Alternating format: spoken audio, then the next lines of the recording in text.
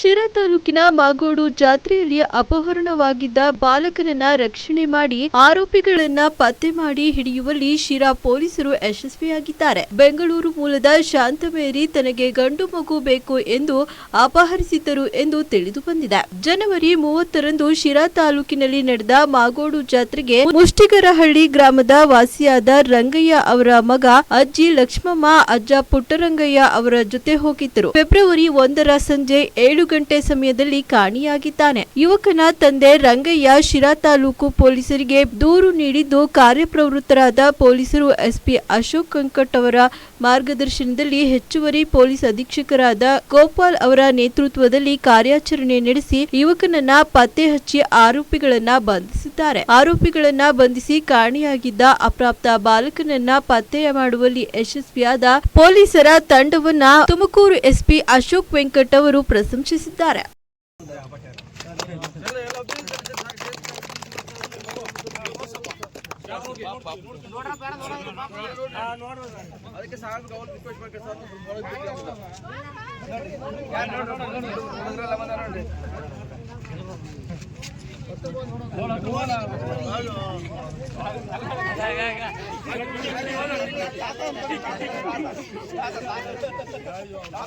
ನೋಡ್ರಿ ಸರ್, ಅವನ್ ತಕ್ಕೆ ಜಾಸ್ತಿ ಹೋಗೋದು ಅವ್ರ ದೊಡ್ಡಪ್ಪ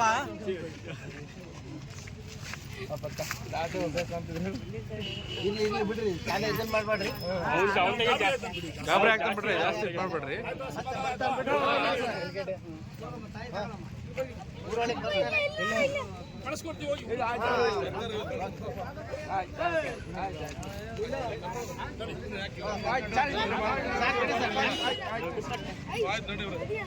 ಕಂಪ್ಲೇಂಟ್ ಬಂದಿರುತ್ತೆ ದಟ್ ಒಂದು 2.5 ವರ್ಷ 2.5 year old ಮಗು ಒಬ್ಬರು ಕಾಣೆಯಾಗಿದ್ರು ಅಂತ ಅವರು ತಂದೆ ತಾಯಿ ಪೊಲೀಸ್ ಸ್ಟೇಷನ್ಗೆ ಬಂದು ಕಂಪ್ಲೇಂಟ್ ಕೊಟ್ಟಿರ್ತಾರೆ.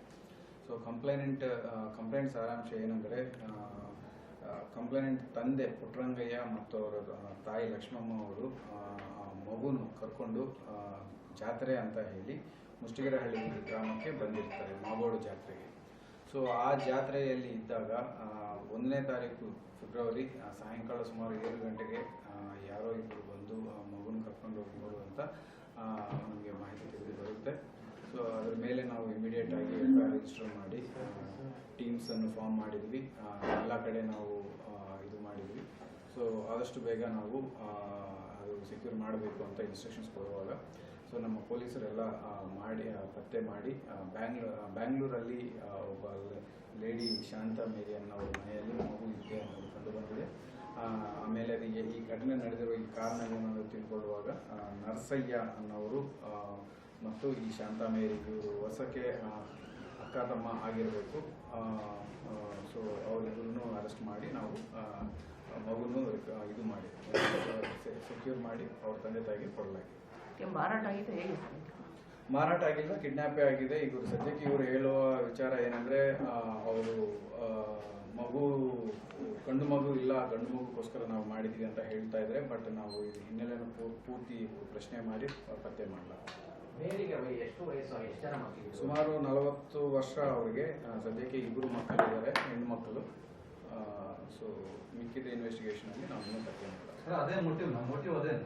ಮೋಟಿವ್ ಅದೇ ಅಂತ ಹೇಳ್ತಾ ಇದ್ರೆ, ಬಟ್ ನಾವು ಇನ್ವೆಸ್ಟಿಗೇಷನ್ ಮಾಡ್ತೀವಿ. ಇನ್ನೂ ಇದೆ ಈ ತರ ಘಟನೆಗಳಲ್ಲಿ ಏನಾದರೂ ಶಾಮೀಲಾಗಿದ್ರ ಏನು ಅನ್ನೋದು ನಾವು ಚೆಕ್ ಮಾಡಲ್ಲ. ಅದೀಗ ಇನ್ವೆಸ್ಟಿಗೇಷನ್